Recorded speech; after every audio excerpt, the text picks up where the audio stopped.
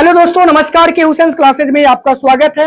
और साथियों, आज जो हम चर्चा करने वाले हैं वो हिंदी व्याकरण से संबंधित हम चर्चा करने वाले हैं। हिंदी व्याकरण क्या है, हिंदी व्याकरण के कितने खंड होते हैं, और जहां तक हो सकता है हम कोशिश करते हैं कि वीडियो ज्यादा देर तक ना हो, मतलब कम देर का हो और आपका भी समय बचे और कम समय में आप अच्छे तरह से और अच्छे टॉपिक को आप कवर कर पाए। इसलिए हम प्रयास कर रहे हैं कि आपको इस तरह की दिक्कत आपको हम दे नहीं पाए। साथियों, अगर चैनल पे नए होंगे तो साथियों आप सब्सक्राइब जरूर करेंगे, लाइक जरूर करेंगे, शेयर जरूर करेंगे और कमेंट्स में बेझिझक कुछ लिखने का जरूर प्रयास करेंगे। तो चलिए, आप लोग भी पढ़ने के लिए तैयार हैं और अभी से पढ़ना हम लोग क्या करेंगे, स्टार्ट करेंगे। सबसे पहले हम लोग जानेंगे किसके बारे में, भाषा के बारे में जानेंगे। किसके बारे में जानेंगे? भाषा के बारे में जानेंगे कि भाषा किसको कहते हैं। ध्यान से समझेंगे कि मनुष्य द्वारा, किसके द्वारा? मनुष्य द्वारा, मनुष्य द्वारा बोले गए, मनुष्य द्वारा बोले गए सार्थक वाणी को, किसको? सार्थक वाणी को, मनुष्य द्वारा बोले गए सार्थक वाणी को, मनुष्य द्वारा बोले गए सार्थक वाणी को क्या बोलते हैं? भाषा कहते हैं। क्या बोलते हैं? भाषा कहते हैं। मनुष्य द्वारा बोले गए सार्थक वाणी को भाषा कहते हैं। एक बार बोलिए तो क्या लिखे हमने? मनुष्य द्वारा बोले गए सार्थक वाणी को भाषा कहते हैं। एक बार फिर से बोलिए, भाषा कहते हैं। भाषा किसे कहते हैं? तो मनुष्य द्वारा बोले गए सार्थक वाणी को भाषा कहते हैं। कहने का मतलब ये हुआ कि हम जब कोई भी चीजों को एक दूसरे के साथ जब आमने सामने जब हम कोई चीजों को रखते हैं या बोलते हैं तो वही हमारी क्या कहलाती है?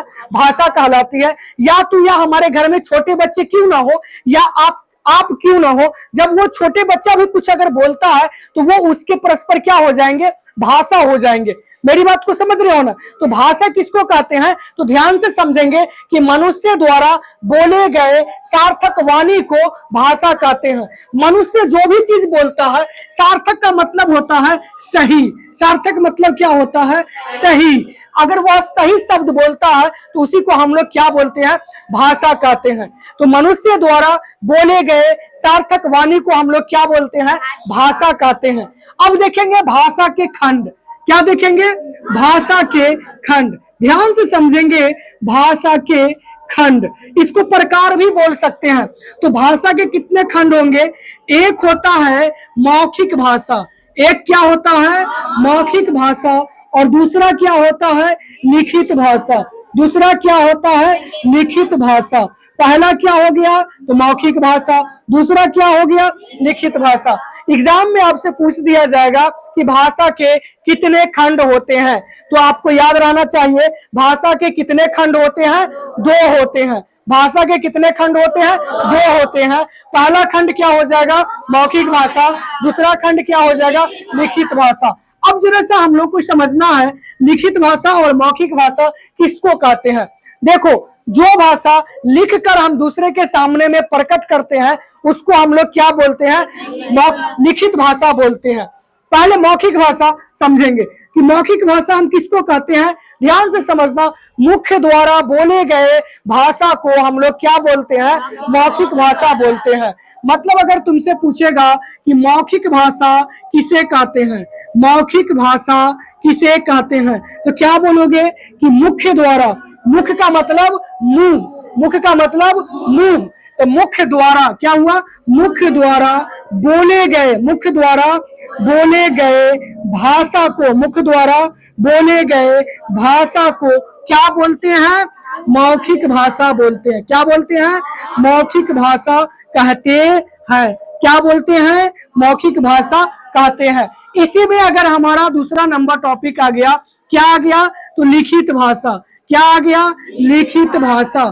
ध्यान से समझेंगे, तो लिख कर क्या हो जाएगा? वैसी भाषा। क्या देखेंगे? वैसी भाषा।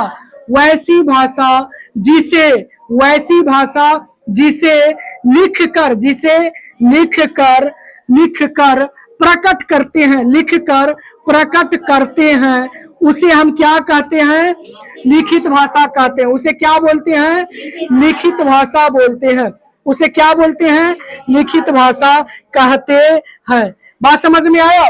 तो अब हम समझेंगे, फिर से एक बार रिवाइज करेंगे कि भाषा किसको कहते हैं, भाषा किसको कहते हैं, तो ध्यान से समझेंगे। भाषा मनुष्य द्वारा बोले गए सार्थक वाणी को भाषा कहते हैं। एक बार दोहराओ, क्या बोला मैंने? भाषा कहते हैं। भाषा के कितने खंड होते हैं? तो भाषा के 2 खंड होते हैं। एक खंड का नाम क्या है? मौखिक भाषा। दूसरे खंड का नाम क्या है? लिखित भाषा। मौखिक भाषा किसको कहते हैं? मुख्य द्वारा बोले गए भाषा को मौखिक भाषा कहते हैं। लिखित भाषा किसको कहते हैं? वैसी भाषा जिसे लिखकर प्रकट करते हैं उसे लिखित भाषा कहते हैं। अब आपसे हम सवाल पूछ रहे हैं कि वह मुझे पानी दो। मैंने क्या पूछा तुमसे? कि मुझे पानी दो।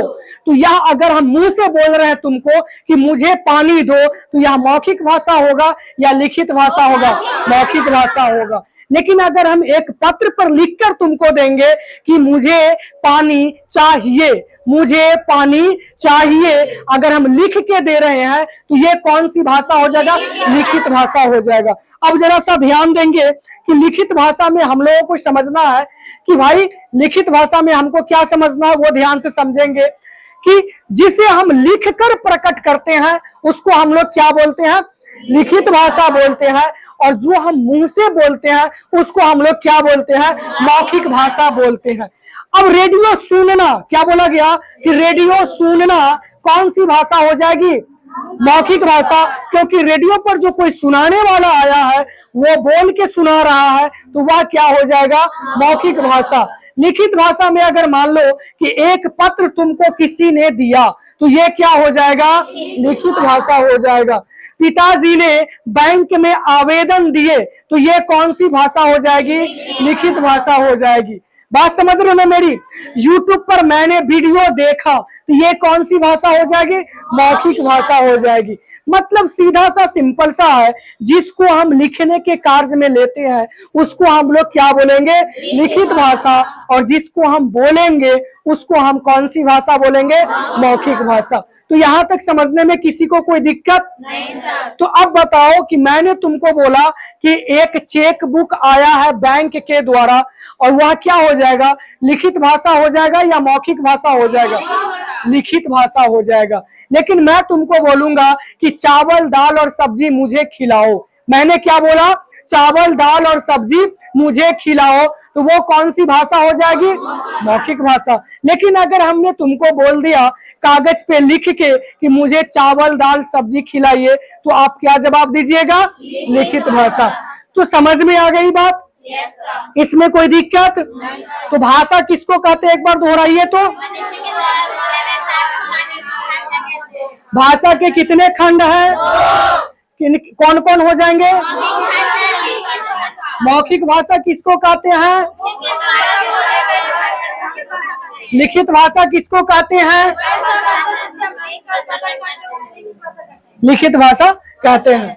तो साथियों, आप लोगों ने हमारी क्लास को YouTube पर भी मेरे व्यूवर देख रहे हैं, मैं उससे रिक्वेस्ट करूंगा कि यह सीरीज आपके लिए लगातार चलती है। हिंदी व्याकरण, इंग्लिश ग्रामर के लिए कोई क्लास की आवश्यकता नहीं होती है और कोई उम्र की आवश्यकता नहीं होती है कि आप किस उम्र में उसको देख सकते हैं। आपको जब मन हो तब आप इस वीडियो को आप देख सकते हैं, चाहे आप किसी भी क्लास में हो, डजंट मैटर, इससे कोई लेना देना नहीं है। तो मैं साथियों ये कहना चाह रहा हूं कि मैंने भाषा खंड को अच्छी तरह से एक्सप्लेन करने का प्रयास किया था, और यह वीडियो आपको कैसा लगा? क्योंकि मैंने YouTube पर पहली बार हिंदी पढ़ाने का प्रयास किया हूं, और ऐसे जनरली ऑफलाइन क्लासों में मैं बच्चों को हिंदी पढ़ाता ही हूं, इंग्लिश पढ़ाता हूं, मैथ पढ़ाता हूं। एज ए मान के चलिए तो मैं ऑलराउंडर हूं, मैं सारे सब्जेक्ट को कवर कराता हूं। लेकिन YouTube पर मैं पहली बार हिंदी पढ़ाने का प्रयास किया हूं। कैसा लगा आपको ये हिंदी का क्लास? वो भी हिंदी में मैंने हिंदी व्याकरण को लेके चला है, ताकि आपको किसी भी क्लास से लेना देना ना हो, क्योंकि व्याकरण कभी बदलता नहीं है। तो साथियों, यह वीडियो आपको कैसा लगा होगा कमेंट सेक्शन में जरूर बताइएगा। अगर हमारे चैनल पे न्यू सब्सक्राइबर जरूर होंगे तो जरा सा सब्सक्राइब जरूर कीजिएगा, लाइक जरूर कीजिएगा, शेयर जरूर कीजिएगा। फिर मिलते हैं साथियों भाषा के बाद जो भी खंड होगी, जो कि नेक्स्ट क्लास में दी जाएगी। इन ऑफलाइन के बच्चों में जो भी पढ़ाया जाता है वो सारी सेम कंटेंट हम YouTube पर भी देते हैं। तो हमारे जो ऑफलाइन में होते हैं वो सारी हम ऑनलाइन भी देते हैं। ऐसा नहीं है कि हम ऑनलाइन वालों के साथ ठगी करते हैं, वैसा मेरी मानसा नहीं है। तो साथियों, फिर मिलते हैं हम नेक्स्ट वीडियो में, तब तक के लिए आप सभी को धन्यवाद, थैंक्स। बंद कर दो।